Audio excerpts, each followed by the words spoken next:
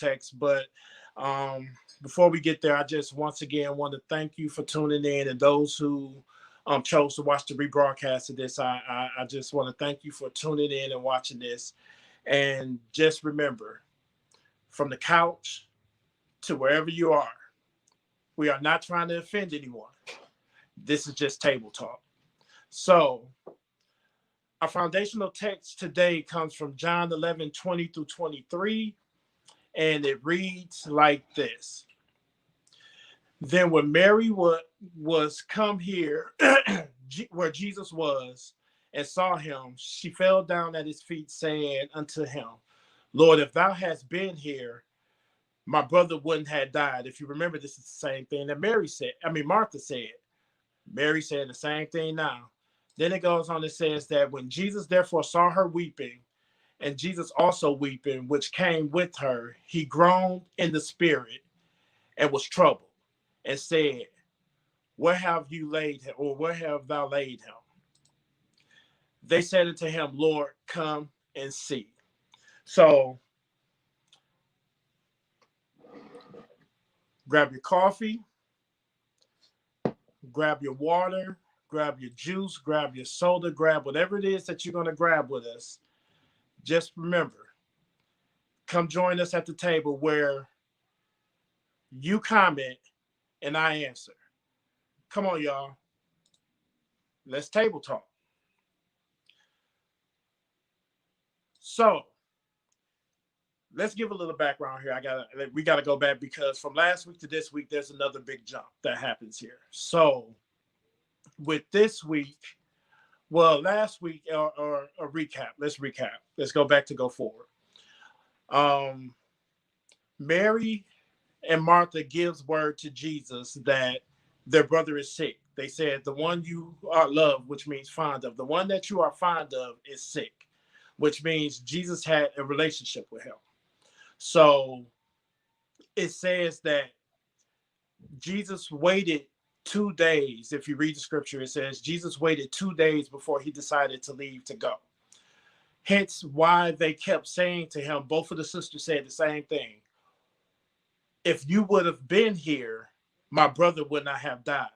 Jesus took a 2 day. He waited 2 days where he was. He waited 2 days before he came to where they were. So they kind of felt that there's a blame there. They kind of feel like they had a right to blame Jesus because you took all day to get here.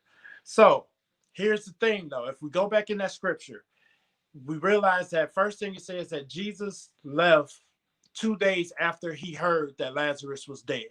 Just follow me. Here's the thought. I'm just going to hit y'all with a real hard punch right now. By the time Jesus found out that Lazarus was sick, Lazarus was already dead. This is why I'm saying that.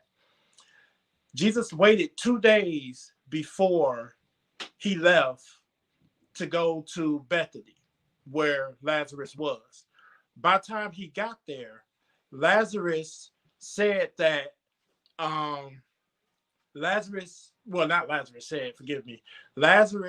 they said that Lazarus was already in the grave for 4 days. So if Jesus left for 2 days, 2 days afterwards, it got there the fourth day of his death, they at least had to take Jesus 2 days to get there, which means that 2 days didn't even matter because by the time he got there, by the time he got the notice of his sickness, he was already dead. Even when he was talking to the disciples, he didn't address the disciples as sick. You have to go back and read it. He didn't address him as being sick. He addressed him as being asleep.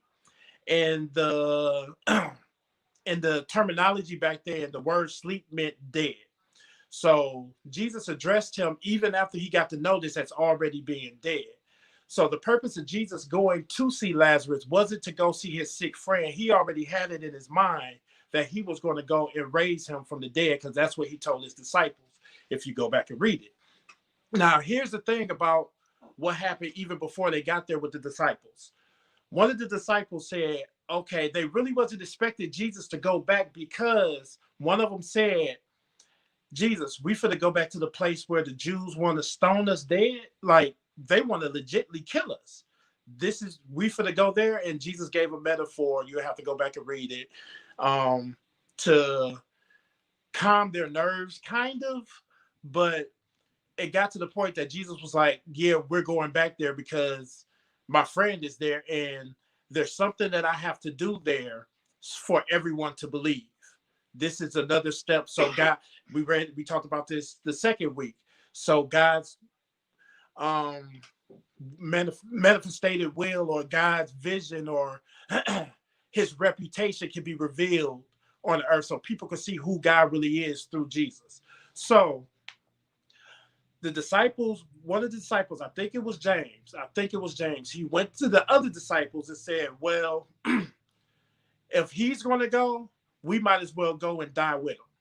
So the disciples are going to Bethany where Lazarus, Mary, and Martha is, with the mindset of, okay, we finna go die. Now, here's the thing. With that being, it's almost like he had some, even before he even got to the dead, to Lazarus being dead, to the place dealing with Mary and Martha, he's already dealing with doubt from his own people. And I mean, that's just a common, like, look, I'm finna go here and we finna go to a place where we know we finna die and I'm supposed to be good with that. Okay, but Duran said it right now, thy kingdom come, thy will be done. Look, okay, if this is where you want us to go, okay, God, I'm finna, not, don't get me wrong. I'm not telling nobody to go and die and put yourself in impossible situations and say this is God's glory. No, this is just to prove that Jesus was dealing with doubt even before he even got to Mary and Martha. I'm trying to paint a perfect picture right here. So Jesus and the doubtful disciples, they're on their way to Bethany. First person we saw last week that he talked to was Martha. We understand if you missed that, you got to go back to last week. So after Jesus get done talking to Martha, Martha leaves, go back to the house. And the first thing we have to understand is Jesus did not go in Bethany. He stayed outside of Bethany. Jesus did not go to the house where they were. They had to go to him. Reason being, Jesus had people who wanted to kill him. Yes, I clapped. Why? The people who wanted to kill him were his people, the Jews. The Jews wanted to kill Jesus. That's who they, because here's another thing. That time span, it took Jesus 4 days to get to Lazarus. Bethany is about 2 miles away from Jerusalem. So it was quicker for the Jews to get to Mary and Martha than it was for Jesus to get to Mary and Martha. Even if he wouldn't have waited, they still would have got there before him. So in saying that, the Jews were already there and Jesus knew that, so he stayed outside because he wasn't trying to put him and his people in harm. I think I just said something right there. God would not put you in positions, even though they were doubtful and they were fearful for their life. God did not put who was following him in harm's way, in harm's danger. God, Jesus, same thing, was looking, or same person. Don't cuss me out because I said same thing. I meant same person, okay? You know, religious thinking will have y'all cussing me out right now, but go ahead. The whole thing is, Jesus did not put his people in harm's way. Even though he knew, even though he took them to the safe place where they could come to him. So Martha came to him first. He had his conversation with Martha. Then Martha went back and told, and here's the key. This is the word that had me thinking. And if you read my devotion, you're about to find out that this whole script just got changed. I'm gonna be honest with you. Normally you see me looking down and stuff. Yeah, I'm not going off the script as of right now because everything just changed because God gave me this revelation. It says that Martha went to Mary in secret, which means she had to go and pull Mary to the side to tell her that Jesus is in the other town and he's at the edge of the city and he wants to see you. Now, mind you, I told you the Jews had made it there before Jesus because it was a quicker trip. So the Jews are at Mary and Martha's house mourning with her. They're comforting her. Well, actually, no, they weren't mourning. They were comforting her. They came to comfort Mary and Martha about the death of Lazarus. So their original intention, hear me, their original intention is to comfort Martha and Mary. So Martha had to know that it had to be public knowledge that the Jews wanted Jesus dead. A couple of weeks ago, we had this conversation. We said, who really killed Jesus? We understand that church folk is the people who really killed Jesus. So the church is at Mary and Martha's house. We're gonna make this plain. The church is at Mary and Martha's house, and or the religious folks. I'm just gonna change that. The religious folks are at Mary and Martha's house, and Martha knows that if I let them know where Jesus is, they're going to go and hurt him. So let me pull Mary to the side so I can let her know Jesus needs to talk to you. But here's what happened. She pulled her to the side and she told her. And after she told her, what happened was Mary got up quickly and went off to go find Jesus. But the Jews saw her and figured, oh, she's getting ready to go to the grave to go be with her brother. Because how many know one thing that you want to do when you're grieving is you want to be close to the person that you lost. So common sense tell them, oh, she's getting ready to go see Lazarus, but she was really going to see Jesus. So imagine their surprise when she walks past the grave, go to the end of town, and ooh, that's Jesus right there. So they get there, and the Bible says that instantly Mary falls to her feet and she starts weeping and saying, if you would have been here, my brother wouldn't have died. Again, like we said last week, this is not a certain statement. This is a statement of doubt. But God's will be done. It wasn't necessary. You got to go back. I did the whole breakdown. I had the e-sword on the screen. I showed you. I pointed it out. If you missed it, please go back and watch it. Just in case. If you forgot, go back and watch it. But it implicates uncertainty.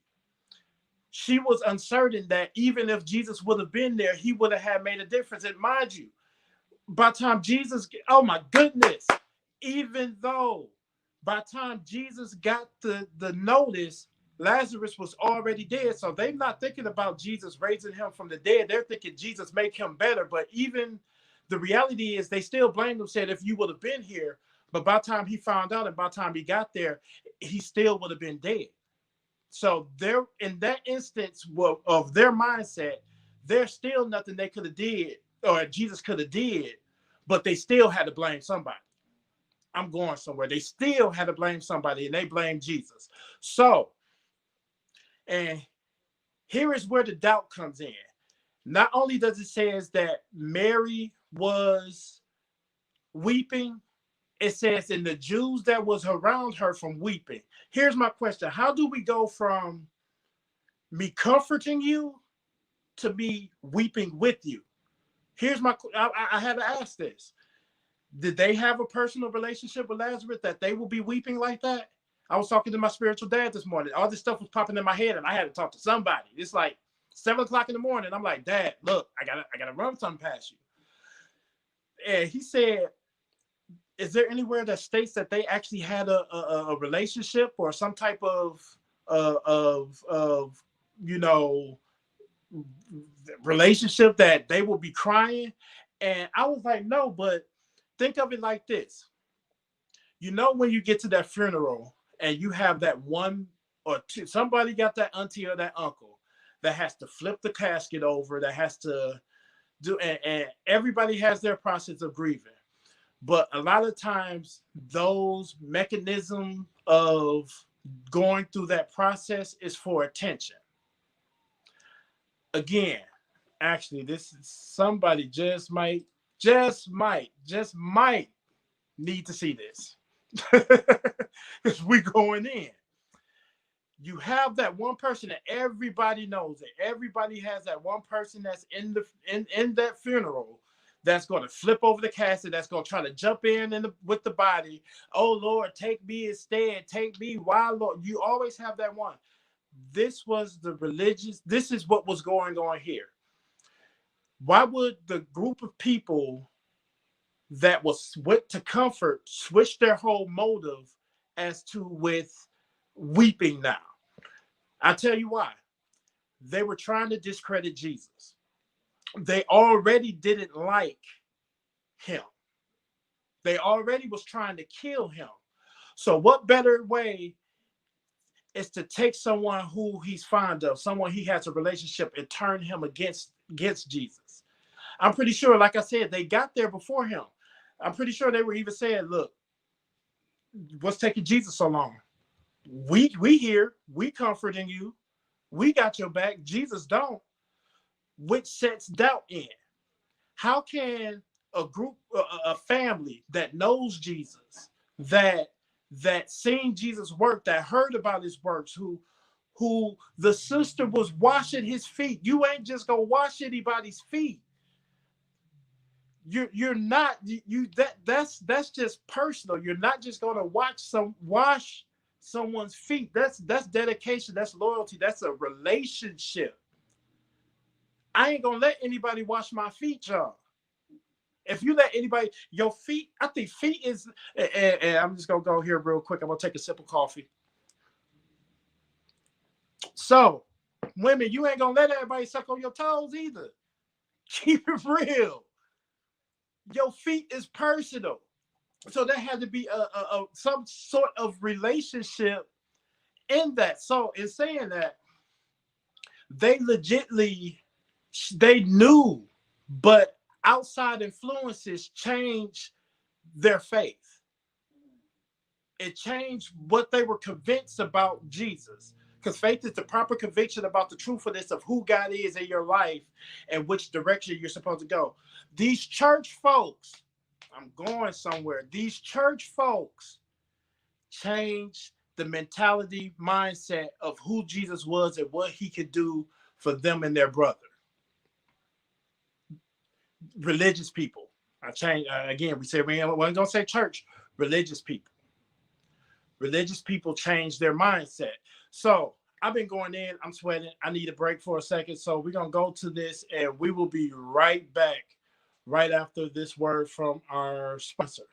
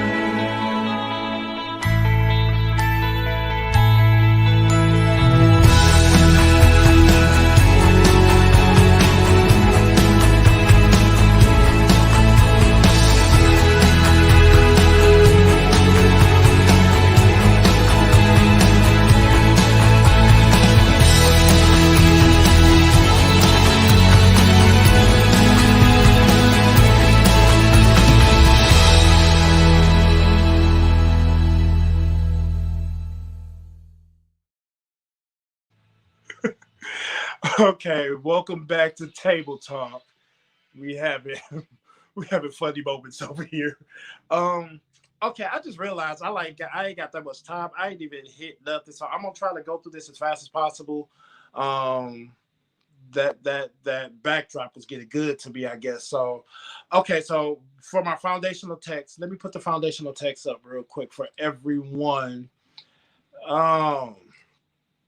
Okay, the first word we're gonna look at, and I'm for the freestyle this. Let's go to this part. The first word we're going to talk about, we know weep means to cry out loud. I got all these definitions. Let's just do it this way. First, I have a quote. Anger is one letter short of danger. Anger is one letter short of danger. Let's go to the Greek definition of the word weeping. And normally I don't do this. I apologize. I know y'all probably stop apologizing, but I'm yeah. Yeah. Weeping means to wail, to make a loud, clear sounding cry or suffering. So that's what Mary and the Jews were doing. Like they were making a loud cry. And I'm pretty sure the Jews was way louder than Mary because they were trying to amplify her emotions and blow things out of proportion. Do something that they really didn't have to do. Like we said, like the auntie that be at, or the uncle, the auntie, or the cousin, or the friend at the funeral, that one person that's just blowing the whole situation out of proportion. That's what they were, being very loud and boisterous. Now, the Bible says after that Jesus groaned. The Greek definition for the word groan means to have indignation. Huh. We got to do it.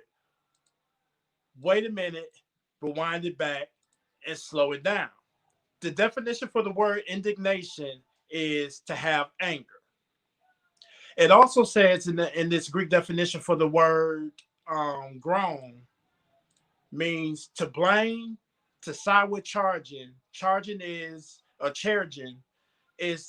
to distress or to be embarrassed at having failed or having been humiliated. Ooh, I'm going somewhere with this. Look here. Wait a minute. Rewind it back. Slow it down again.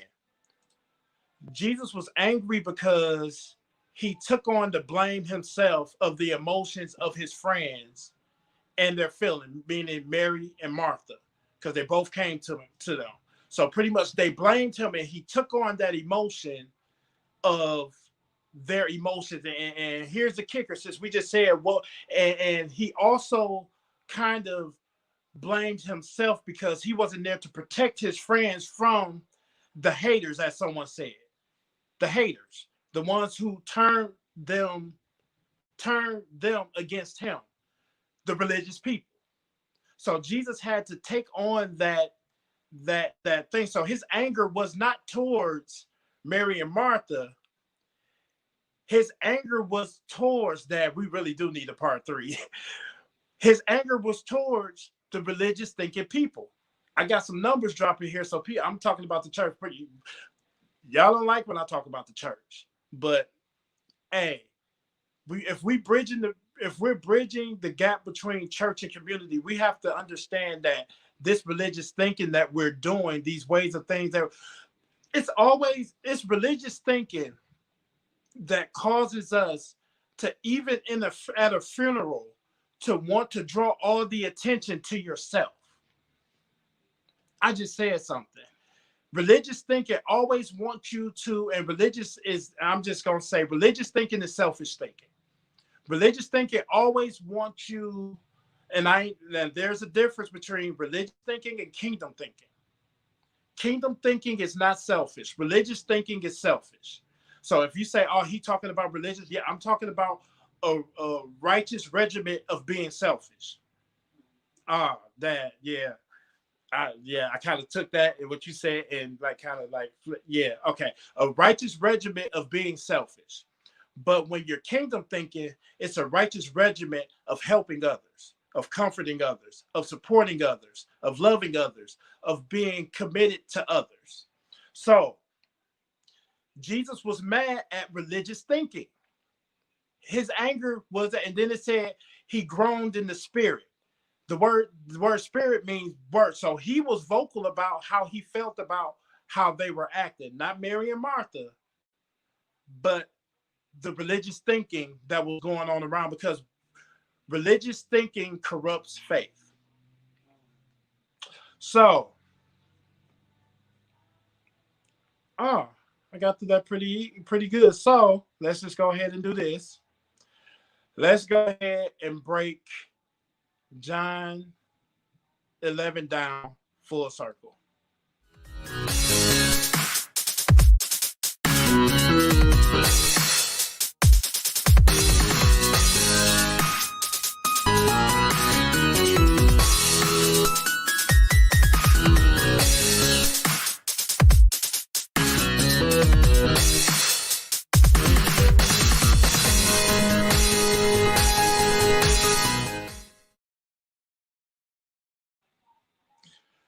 So, John 11, 32 to 34, full circle reads like this. Excuse me. Then Mary had come to where Jesus was and saw him and fell down at his feet, saying to him, Lord, if you had been here, my brother, I'm going to say the word probably, my brother probably wouldn't have died because there was doubt. When Jesus heard, therefore saw her emotionally crying, and the Jews also, I'm going to change this also, emotionally going overboard, who came with her, he took the blame on himself in his words and was disappointed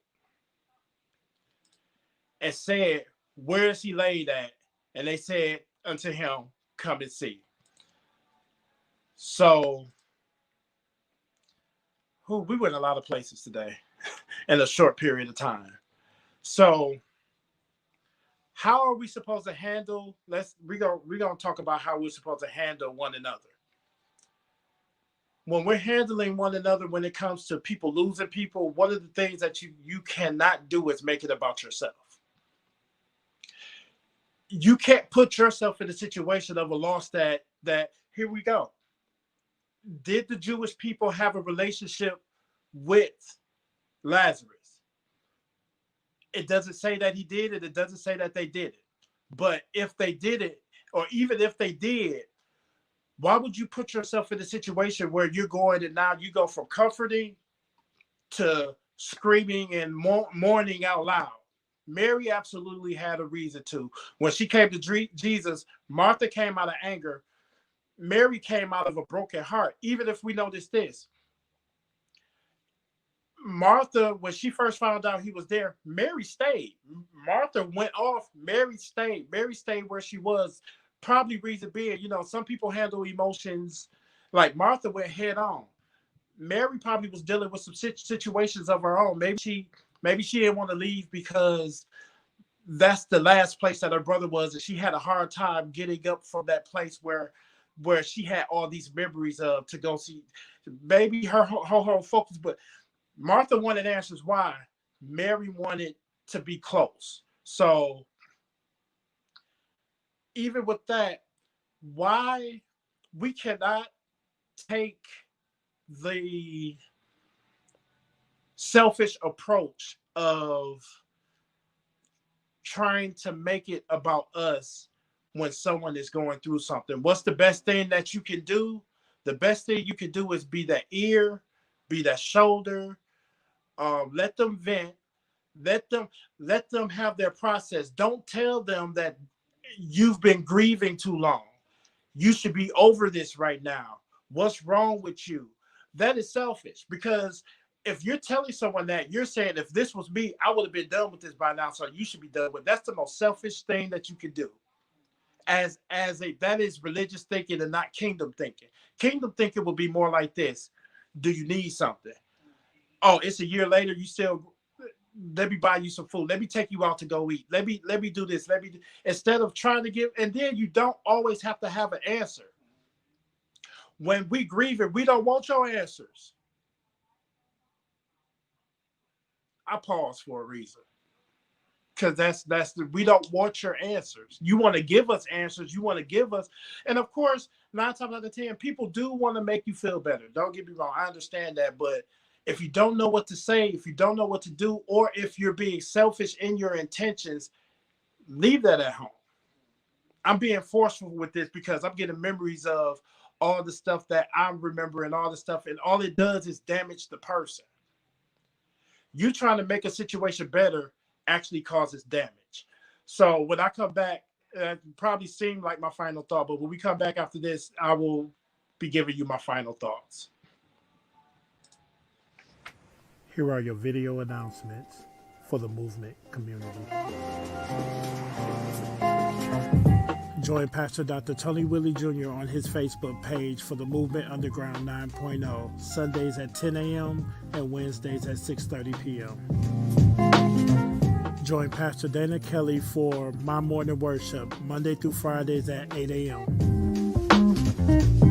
Let's go back to the beginning with Table Talk Origins, pre-recorded every Monday at 10 a.m. Join Deron Nathaniel for Kingdom Meditations every Thursday, 5 p.m. Eastern Standard Time. Let Us Pray with Minister Sheila Walker every Thursday at 7 p.m. This is a private page, so ask to join. The Phenomenal Woman to Woman Tea Time group with Talicia James. This is a private group, so ask to join. Table Talk Prime Time with Mr. and Mrs. Lawrence, reacting to everything entertainment, every Thursday at 7 p.m. Join the men of Table Talk Sound Off every second and fourth Saturdays at 9 a.m. Join the women of Table Talk Uncut every first and third Saturdays at 9 a.m. Join me every Sunday at 8:30 a.m. for Table Talk. And if you would like to donate, you can do so at Cash App with Table Talk 20. All right, welcome back, everyone.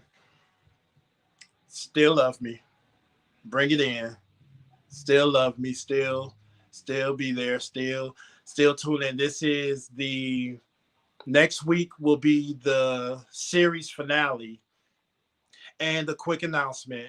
Table Talk will be taking a 2-week break after next week Sunday. So next week Sunday will be the last show until the new year. So my final thoughts. I hope y'all still love me. Just we have to stop always seeking attention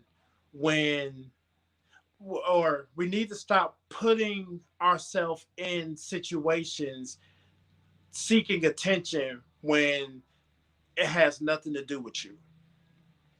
A lot of times we like to put ourselves in situations when we want to feel important, we want to feel knowledgeable, we want to be the ones that say, well, I helped them do this or I helped them do that.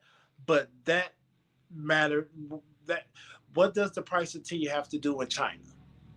Nothing. That's what that mindset does. Nothing. If you really want to help somebody, don't be selfish. Listen, feel, they call it empathy, empathize, become one with them. If they cry, you cry. If they're mourning, you mourning. If they're weak and they can't get up, I ain't saying be weak and don't get up out the bed, but empathize with them. Understand. We need to be more understanding and less judgmental and less, if it was me, I could do it better. Because if it was you, you can't do it better. And that's a guaranteed fact. Because if you lose someone, you're going to be in that same situation.